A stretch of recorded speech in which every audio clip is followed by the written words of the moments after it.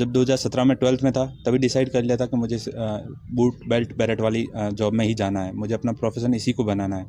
तो उस समय से ही मैं लग गया था, धीरे धीरे चीज़ों को डिफ़ाइन करना शुरू किया। कॉलेज में आए, कॉलेज में चीज़ों को और सीखा, तो फिर एनसीसी का पता चला।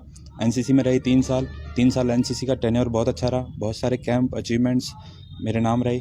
एंड देन आफ्टर उसके बाद डिसाइड किया अब या तो आर्मड फोर्सेज या फिर सेंट्रल आर्मड पुलिस फोर्सेज को ही अपना कैरियर के ऑप्शन के तौर पर रखेंगे। उसके लिए भी ट्राई किया, कुछ इनिशियल स्टेज पे असफलताएं मिली और कल जिसका परिणाम आया वो sub inspector in central armed police forces के अंदर मुझे सीआरपीएफ अलॉट हुई। इस तरह मेरा सफ़र रहा है। तो एग्ज़ाम क्या हुआ था, किस तरह के क्वेश्चन आए थे और कहाँ सेंटर आया था, कितने बच्चे थे जो बैठे थे इसमें? इनिशियल स्टेज पे जब 7 लाख लोगों ने अप्लाई किया एंड देन आफ्टर उसके बाद जब प्री क्लियर हुआ तो प्री के अंदर 1 लाख के समथिंग लोगों ने प्री क्लियर किया। 68,000 के समथिंग लोगों ने फिजिकल के लिए कॉल आया एंड देन आफ्टर जब मेंस आया हमारा तब 15,000 लोग ही बचे।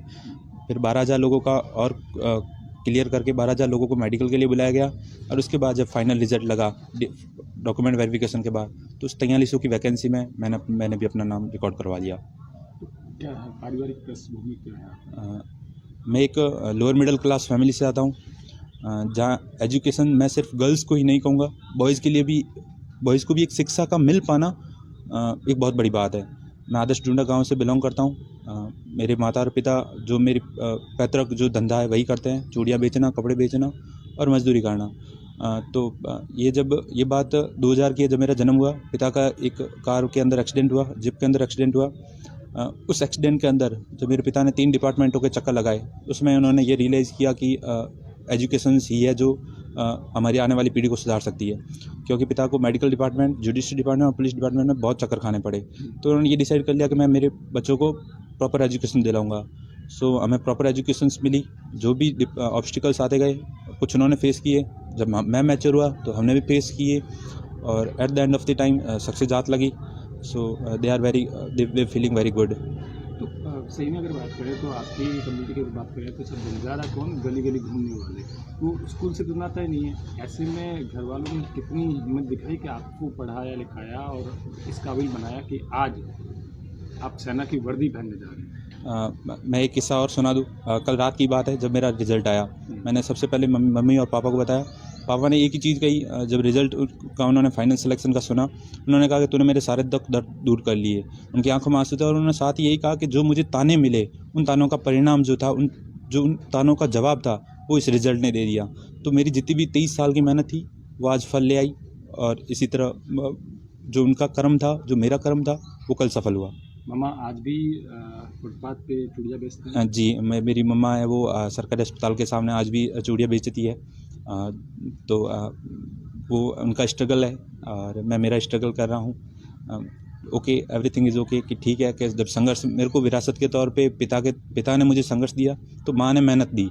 इन दोनों के बलबूते पर ही कल मेरे को सफलता प्राप्त लगी। अब जब सेना की वर्दी पहनोगे, देश सेवा के लिए जाओगे, उसमें सबसे पहले माता पिता को उस जगह से हटा के अच्छी जगह बिठाने का सपना भी तो होगा? जी ज़रूर, बिल्कुल है। मैं यही चाहूँगा कि मेरा अब हो चुका है। जब भी ट्रेनिंग पे चला जाऊँगा तो मैं नहीं चाहता कि अब वो जो भी है बचा कुचा समय है वो अपने साथ घर के साथ स्पेंड करें। अब उनको कमाने की आवश्यकता ना पड़े। मेरा प्रारंभिक जो स्टेप होगा वो यही होगा। तो क्या था राहुल जो सबसे अलग था इतने लाखों लोगों में, जो आपको सफल बना गया, ऐसा क्या था?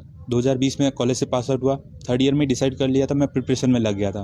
तो ये 5 साल की जो जर्नी रही, इस 5 साल की जर्नी में मैं यदि देखता हूँ खुद को, यदि एनालिसिस करता हूँ तो सबसे बड़ी जो चीज़ यदि मेरे अंदर जो उभर कर आती है वो पेशेंस था।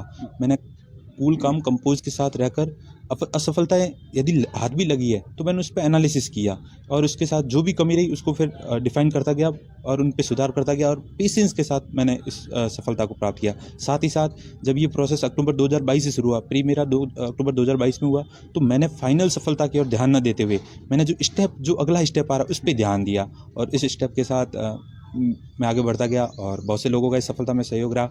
शायद मेरी सफलता उसी तरह है जिस तरह एक बारिश के मौसम में गड्ढे के अंदर पानी भरता है, क्योंकि उस बारिश के गड्ढे के अंदर सिर्फ एक बारिश का पानी नहीं होता है, बहुत सारी बारिशों का पानी उसके अंदर इकट्ठा होता है। तो मेरी इस सफलता के पीछे भी कई लोग हैं, मेरे माता पिता है, मेरी बहन है, मेरे गुरु है, तमाम गुरुजन, डॉक्टर आदेश किशोर सर है, मेरे तमाम वो परम मित्र है जिन्होंने इस जर्नी के सहयात्री बने हैं।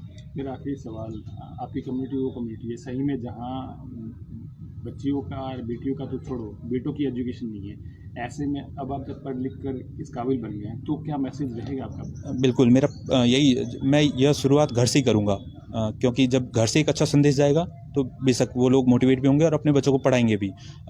मैंने मेरे घरों से भी यह स्टार्ट कर चुका हूँ। वैसे मेरी भतीजी उसने अभी 12th कर ली है, तो उसको भी मैं प्रॉपर गाइड कर रहा हूँ, ऐसे करना वैसे करना, और वो मेरे से भी मोटिवेशन ले रही है, क्योंकि वो भी सोची यदि मेरे अंकल ने कर दिया है और साथ में मेरे भैया भी यही सोच रहे हैं कि ये कर सकता है तो मैं भी करवाऊँगा कैसे भी करके। क्योंकि शुरू में थोड़ी बहुत समाज के ताने वगैरह, घर के परिस्थितियों से हम झगड़ कर जब आगे बढ़ते हैं तो ये असफलताएं या फिर ये ऑब्स्टिकल्स हमको फेस करने पड़ते हैं, तो इनसे लड़कर ही सफलता को पाया जा सकता है।